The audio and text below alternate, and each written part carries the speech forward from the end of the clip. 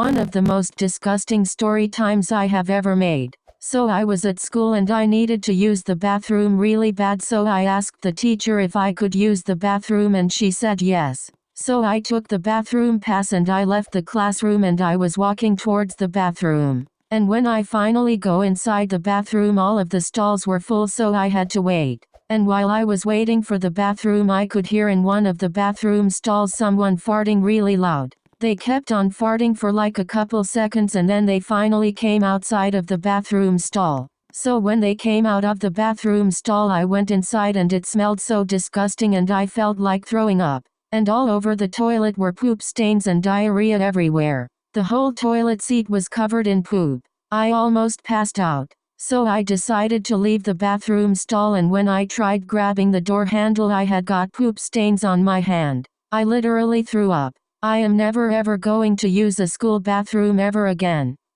I grew up in a predominantly white neighborhood, so I have a ton of weird stories like this. But this one is one of the worst! In 5th grade, I was having a sleepover at a friend's house. And her family was like one of those like dog crazy family. Anyway, we're at the dinner table and oh my God. When it was time to clear the dinner table, her mom would let the dogs lick the plates clean. And she put them back on the shelf. I'm looking at her like, and she says, dog saliva is clean. It's practically as good as soap. And I ate off those plates. Story time. As a person who literally has a fear of vomit, I get a lot of vomit stories in my DMs. Anyways, a guy named Henry sent me this. It's really disgusting but really funny. So Henry lived in Canada. He was in 4th grade and his class went to go play on the soccer fields for this tournament thing. It was one of those parks with like soccer fields, baseball fields, and it had an ice rink in the middle of it because, you know, Canada. And they were in 4th grade. Nobody really cared who was winning. Everybody was just picking their noses. Not that I did that when I was in 4th grade. And his classmate Ashley was the only person that was trying to score a goal. And they were on a hill, and I guess she was trying really, really hard because she fell and rolled off of the hill in a really awkward position. And when she landed, her bone was like sticking out of her body. So his classmates at the top of the hill saw it, and a few of them like puked all over the grass. So his teachers saw it and they were like, oh my God, and they run down the hill and they help her up and they start walking up the hill. But the vomit was like sliding down the hill and they didn't know, and they all slipped in it and started falling down the hill with the girl, just covered in the girl's vomit. Anyways, they were missing a player for the rest of the day and her wound got infected. You guys aren't gonna believe what just freaking happened. So I live in California and the coronavirus is very serious here, and I went to Starbucks. It's a drive-through only Starbucks, and I needed to get some breakfast because everywhere is sold out of breakfast. So I ordered my usual. I got a Java chip with no whipped cream. So I was watching them make it through the window. I was about to pay, and the lady, she accidentally put whipped cream on my Java chip when I ordered without it.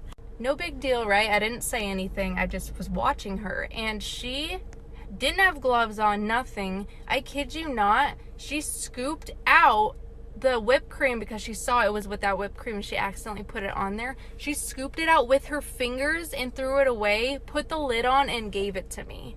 I looked at her and I was like, can I please have a new one? I just saw you scoop that out with your fingers. The fact that she almost gave that to me, like that, are you kidding me?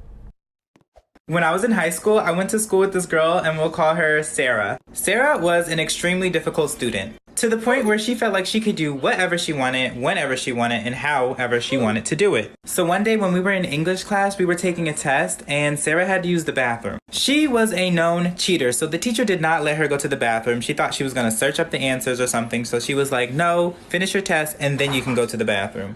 Well, Sarah, being the crazy girl that she is, had other plans. She was going to the bathroom, regardless of what the teacher said. So Sarah stands up and the teacher's like, sit down, girl. You're not going nowhere. I told you to finish your test and then you can go to the bathroom. And Sarah's like, you're not going to let me go to the bathroom? You're really not going to let me go? And the teacher's like, nope, sit down. Take your test first. So Sarah sits down, but then she's like, I'm just gonna go right here then, since you won't let me go to the bathroom. Everyone's like, what? What did she just say? Sarah starts peeing on herself in the middle of class because the teacher would not let her go to the bathroom.